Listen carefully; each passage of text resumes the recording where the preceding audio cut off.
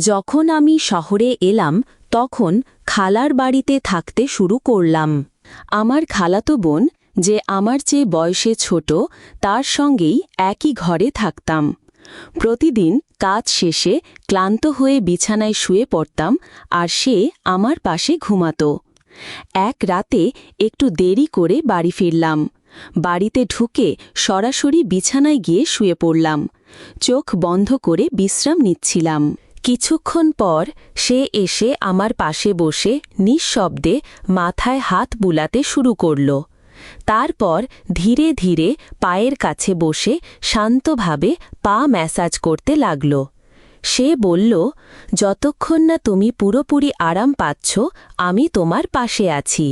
এই বলে সে আমার পা ম্যাসাজ করতে থাকল। সেদিন সকালে কবিতা আর আমি দুজনেই বাড়িতে ছিলাম। কবিতা হেসে আমার দিকে এগিয়ে এসে বলল, ভাইয়া, যদি কিছু প্রয়োজন হয় তবে নির্দ্বিধায় বলতে পারো। সে আমার সামনে দাঁড়ালো এবং আন্তরিকভাবে হাত বাড়িয়ে দিল। তার আচরণে আমি কিছুটা অবাক হলাম, যেন তার মধ্যে নতুন এক ধরনের আত্মবিশ্বাস দেখা যাচ্ছে।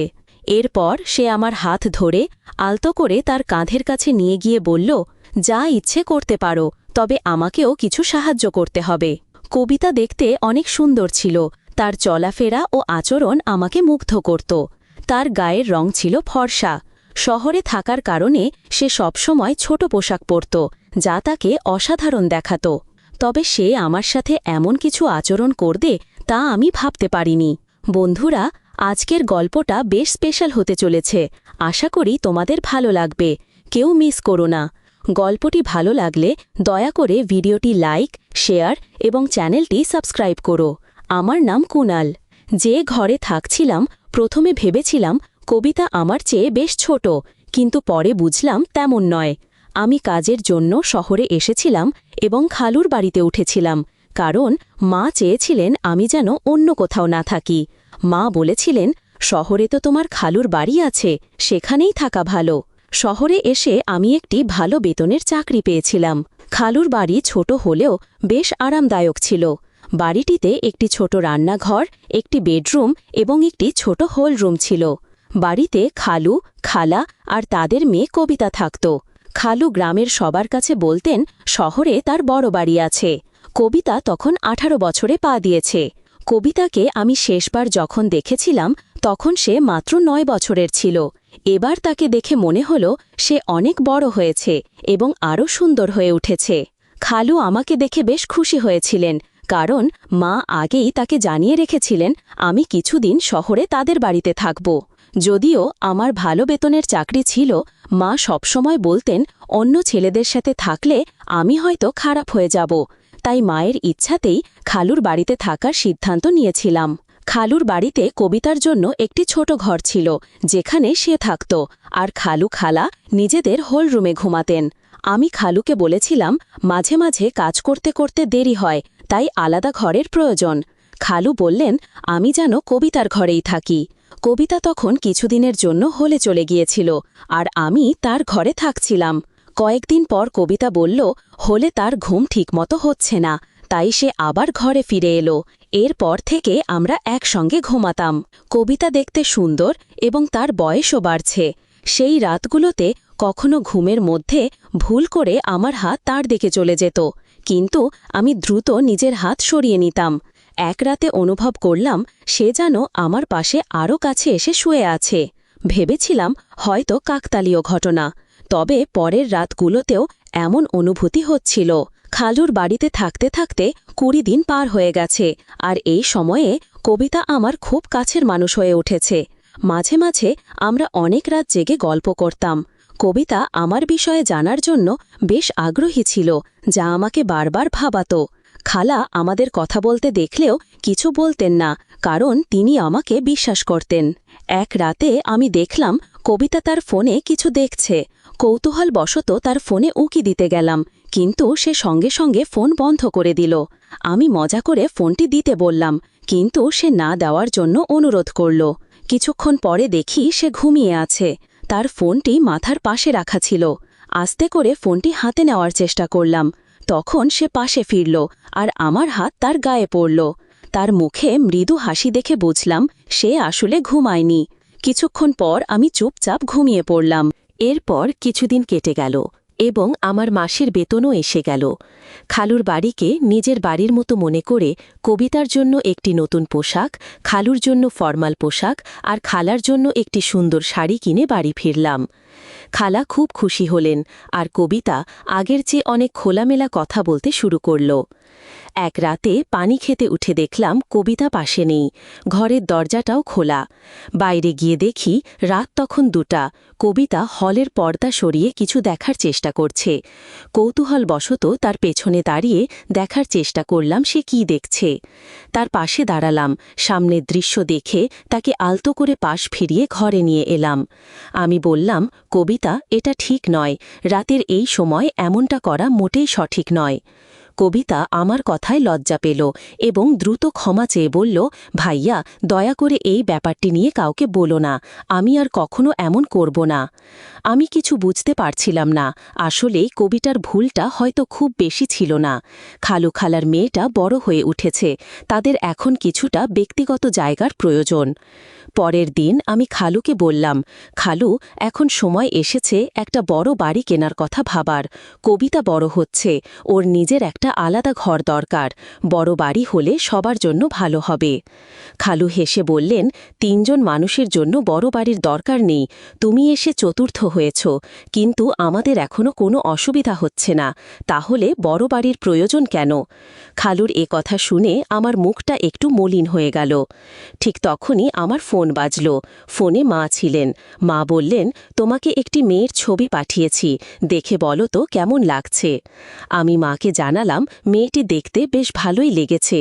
এতে মা খুশি হয়ে জানালেন 20 দিনের মধ্যে বিয়ের ব্যবস্থা করবেন। 20 দিন পর আমার বিয়ে হয়ে গেল। কিছুদিনের ছুটি কাটিয়ে আমি আবার কাজের জন্য শহরে ফিরছিলাম। তখন মা বললেন, তোমার স্ত্রীকে সঙ্গে নিয়ে যাও। এরপর আমি আমার স্ত্রী তানিয়াকে নিয়ে শহরে চলে এলাম। প্রথমে আমরা খালুর বাড়িতে উঠলাম। কবিতা তখন তার ঘর ছেড়ে বাবা মায়ের সঙ্গে হল ঘরে ঘুমাত, আর আমাদের ঘরটি আমাকে আর তানিয়ার জন্য ছেড়ে দিল। তানিয়াকে নিয়ে শহরে আসার 3য় দিন পার হচ্ছিল। এরপর হঠাৎ এক রাতে কিছু অপ্রত্যাশিত ঘটনা ঘটল। আমি যখন তানিয়ার পাশে ঘুমাচ্ছিলাম, হঠাৎ দেখি হল থেকে কেউ উঁকি দিচ্ছে। তাকে দেখে আমি দ্রুত উঠে বসলাম। আমাকে উঠতে দেখে সে চুপচাপ সরে গেল। তখন আমি ভাবতে লাগলাম, যদি তানিয়া এই শহরের পরিবেশে মানিয়ে নিতে পারে, তাহলে আগামী মাসেই আমরা আলাদা থাকার জন্য একটি ঘর খুঁজে নেব। কারণ শহরে আসার পর থেকেই আমার খালাতো বোন আমাকে বিশেষ নজরে রেখেছিল। জানি না কেন, কিন্তু 5 দিনের মধ্যেই তানিয়া শহরটিকে অপছন্দ করতে শুরু করল। সে বলল, আমি এখানে বেশি দিন থাকতে পারবো না, গ্রামে থাকার অভ্যাস আছে আমার, এখানে পানি আর বাতাস কিছুই ভালো লাগছে না। হঠাৎ করেই তার শারীরিক অবস্থা খারাপ হতে শুরু করল, তাই আমি তাকে গ্রামে পাঠিয়ে দিলাম। এরপর আমি খালুর বাড়িতে একাই থাকতে শুরু করলাম। তানিয়ার প্রতি যতটা ভালোবাসা থাকার কথা ছিল, ততটা যেন অনুভব করছিলাম না। বিয়ের সময় তাকে দেখেছিলাম আকর্ষণীয়, কিন্তু পরে মেকআপ ছাড়া তাকে কিছুটা আলাদা লাগত। তবে সে ভালো মনের এবং নির্ভরযোগ্য, তাই ওর সঙ্গে জীবন কাটানোর সিদ্ধান্ত নিলাম। তানিয়া গ্রামে চলে যাওয়ার পর 3 দিনের ছুটি নিয়ে বিশ্রাম নিলাম। সকালে খালু তার কাজে বেরিয়ে গেলেন আর খালাও প্রতিদিনের মতো অফিসে চলে গেলেন। সেদিন সকালে কবিতা আর আমি দুজনেই বাড়িতে ছিলাম। নাস্তা করার পর আমি আমার ল্যাপটপ নিতে ঘরের দিকে যাচ্ছিলাম। খোলা দরজার ফাঁক দিয়ে দেখলাম কবিতা নিজের পোশাক পরিবর্তন করছে। তার উজ্জ্বল গায়ের রং দেখে কিছুক্ষণের জন্য আমার দৃষ্টি আটকে গেল। ভাবলাম, কোথায় আমার শ্যামলা তানিয়া আর কোথায় এই কবিতা? এতদিন কবিতা আমার আশেপাশেই ছিল, কিন্তু তাকে এভাবে দেখিনি। কিছুক্ষণ পর আমি যখন ঘর থেকে বেরোলাম, তখনও তাকে দেখছিলাম আর মনে হচ্ছিল সে সত্যিই অসাধারণ সুন্দর। সেই রাতে কবিতা আমার ঘরে এসে বলল, ভাবি তো গ্রামে চলে গেছেন, এখন আমি আবার আমার ঘরে শান্তিতে শুতে পারব। সে আর হল ঘরে শুতে চায়নি, তাই তাকে আগের মতো আমার ঘরে শোয়ার অনুমতি দিলাম। সেই রাতে ঘরে অন্ধকার ছিল। কিছুক্ষণ পর আমি শুনলাম কারো পায়ের শব্দ। ঘরের আলো জ্বালিয়ে দেখি কবিতা আলমারির কাছে দাঁড়িয়ে আছে। আমি কাছে গেলাম, কোনো কথা না বলে শার্ট খুলে রাখলাম। তারপর আলো নিভিয়ে শুলে পড়লাম। কিছুক্ষণ পর আবার একবার আলো জ্বালালাম। তখন দেখলাম কবিতা ছোট পোশাকে দাঁড়িয়ে আছে। তাকে এভাবে দেখে আমি একটু লজ্জা পেলাম। তারপর আবার আলো বন্ধ করে ঘুমিয়ে পড়লাম। পরের দিন আমার আরও একটি ছুটি ছিল, কারণ পুরো 3 দিনের ছুটি ছিল আমার। তখন এক বন্ধু প্রস্তাব দিল, চলো আজ কোথাও ঘুরতে যাই। দুপুরে বেরোলাম। তখনই একটি দামি ক্যাফেতে কবিতাকে বসে থাকতে দেখলাম। তার বন্ধুরা বেশ অভিমানে ছিল, আর কবিতাও অন্যরকম পোশাক পরেছিল। আমি গিয়ে কবিতার সাথে দেখা করলাম এবং জিজ্ঞাসা করলাম, এটা কি হচ্ছে? কবিতা আমাকে একপাশে নিয়ে বলল, কুনাল, আমি আজ রাতে তোমার সব প্রশ্নের উত্তর দেব। তুমি এখন এখান থেকে চলে যাও। আর হ্যাঁ, আমি না বলা পর্যন্ত চুপ থাকো। এরপর রাতে খালুখালা ঘুমিয়ে যাওয়ার পর কবিতার কাছে গেলাম এবং জিজ্ঞাসা করলাম, এবার বলো কবিতা। কবিতা বলল, এটা হলো উচ্চমানের জীবনের কিছু অংশ। কেন, আমি কি এভাবে থাকতে পারি না? কবিতা 18 বছরের একটি মেয়ে হলেও তার কথাবার্তা ও আচরণে এক ধরনের পরিবর্তন লক্ষ্য করলাম। কথা বলতে বলতে কবিতা আমার আরও কাছে চলে আসে। আমার বিয়ের পর থেকে আমি অনুভব করেছি যে একজন নারীর সান্নিধ্য কতটা বিশেষ, আর কবিতাকে কাছে পেয়ে আমি কিছুটা বিভ্রান্ত হয়ে পড়লাম। তবে নিজেকে সামলে নিয়ে আমি তাকে কিছুটা দূরে সরিয়ে দিলাম। সেদিন রাতে আমি তাকে দূরে রেখেই শুয়ে পড়লাম এবং সকালে ওঠার আগেই ঘর থেকে বেরিয়ে গেলাম। আমি বসার ঘরে বসে সকালে নাস্তা করছিলাম। তখন দেখি কবিতা একটু অস্বাভাবিকভাবে হাঁটছে। বুঝতে পারছিলাম না কেন সে এমনভাবে হাঁটছে। মনে হলো হয়তো তার পায়ে কিছু হয়েছে। খালা যখন কবিতাকে এভাবে হাঁটতে দেখলেন, তিনি জিজ্ঞাসা করলেন, কবিতা, তুমি এমনভাবে হাঁটছ কেন? পায়ে কিছু হয়েছে নাকি? কবিতা সরাসরি আমার দিকে তাকিয়ে বলল, কুনাল দাদাই ভালো জানে আমার পায়ের কি হয়েছে। তার এমন ইঙ্গিতপূর্ণ কথায় আমি কিছুটা বিব্রত বোধ করলাম, কারণ আমি নিজেই জানি না কেন সে এভাবে বলল। এরপর খালাকে বুঝিয়ে বললাম যে রাতে শুতে গিয়ে হয়তো কবিতার পা বিছানার কোণায় লেগে গিয়েছিল। কিন্তু সকালে থেকে কবিতা আমাকে এক অদ্ভুত দৃষ্টিতে দেখছিল। খালা কাজে বেরোলেই আমি তাকে জিজ্ঞাসা করব বলে ঠিক করলাম। তখন কবিতা বলল, আজ তো শুধু মায়ের সামনে হাঁটছিলাম, কাল বাবার সামনেও একইভাবে হাঁটব। আমি আরও অনেক কিছু করতে পারি যদি তুমি আমাকে আমার ইচ্ছা মতো কিছু না দাও। আমি বললাম, যখন তোমার আসলে এমন কিছু প্রয়োজন নেই তখন কিভাবে তোমায় দিতে পারি? কবিতা আমার দিকে এগিয়ে এসে হেসে বলল, যা প্রয়োজন তা চাইলেই নিতে পারো। সে আমার সামনে দাঁড়িয়ে হাত বাড়িয়ে দিল। তার এমন আচরণে আমি অবাক হয়ে গেলাম। এরপর সে আমার হাত ধরে তার কাঁধের কাছে নিয়ে গেল এবং বলল, তোমার যা ইচ্ছে করতে পারো, তবে আমাকে কিছু সাহায্য করতে হবে। হঠাৎ মনে পড়ল, হয়তো গত রাতে কবিতা আমার কাছ থেকে কিছু আর্থিক সাহায্য চেয়েছিল, কিন্তু আমি তখন কিছু বলিনি। এখন তার কথাই মনে হলো সে আসলেই কিছু সহযোগিতা চাচ্ছে।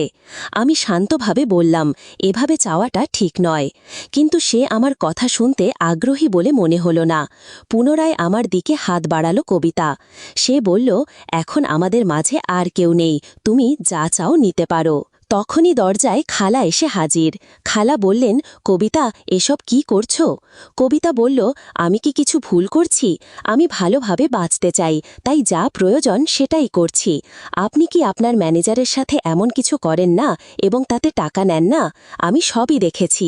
আমিও চাই এই বাড়িতে নিজের উপার্জনের পথ খুঁজে নিতে, এতে ভুল কি?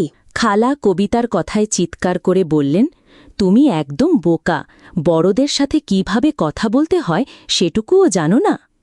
খালা কবিতার মুখ বন্ধ করার জন্য তার দিকে এগিয়ে যাচ্ছিলেন। তখন আমি তাকে থামালাম। খালাকে জিজ্ঞাসা করলাম, কবিতা যা বলছে সেটা কি সত্য? খালা মাথা নিচু করে চুপ রইলেন, কিছু বলতে পারলেন না। আমি বললাম, খালা, আপনি জানেন এসব দেখে কবিতা কতটা প্রভাবিত হয়েছে? আমি এই বাড়িতে আসার পর একবার নয় একাধিকবার কবিতাকে আমার পকেট থেকে টাকা নিতে দেখেছি। আপনারা এমন আচরণ করলে কবিতাও আপনার কাছ থেকে তা শিখবে। এখন সময় এসেছে তাকে সঠিক পথ দেখানোর। খালা কবিতার দিকে তাকিয়ে বললেন, কবিতা, আমাকে ক্ষমা করো, আমি আজ থেকে চাকরি আর ম্যানেজারের সাথে সম্পর্ক ছেড়ে দেব। কবিতা বলল, মা, আমি ইচ্ছে করেই এসব করেছি, যাতে আপনি এই পথ ছেড়ে দেন। কুণাল দাদাভাইয়ের সামনে সব বলার কারণও ছিল। কবিতা ও আমি মিলে খালাকে তার ভুলের কথা বোঝালাম।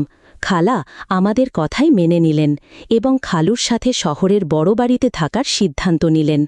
খালু ছোট বাড়িটি ছেড়ে বড় বাড়িতে স্থানান্তরের কথা বলার পর খালা ও কবিতা দুজনেই খুশি হলেন এবং আমাকে ধন্যবাদ দিলেন। সেই দিন থেকেই খালু নিজের অতিরিক্ত সাশ্রয়ী মনোভাব কমিয়ে আনলেন। এ গল্প থেকে শিক্ষা পাওয়া যায় যে পরিবারের মানুষদের খুশি রাখা, ভালোবাসা ও যত্ন দেওয়াও প্রয়োজন। যদি কারো সাশ্রয়ী মনোভাব মাত্রা ছাড়িয়ে যায়, তবে পরিবারের সদস্যের ওপর নেতিবাচক প্রভাব ফেলতে পারে। পরিবারে সমস্যা এলে তা নিয়ে খোলামেলা আলোচনা করলে সমাধানের পথ খুলে যায়। বন্ধুরা, যদি গল্পটি ভালো লেগে থাকে তাহলে দয়া করে ভিডিওটি লাইক করুন এবং আমাদের চ্যানেলটি সাবস্ক্রাইব করুন। পাশে থাকা বেল আইকনটি চাপুন, যাতে নতুন ভিডিও আপলোড হলে নোটিফিকেশনটি সবার আগে আপনার কাছে পৌঁছায়। ধন্যবাদ। দেখা হবে আমাদের পরবর্তী ভিডিওতে।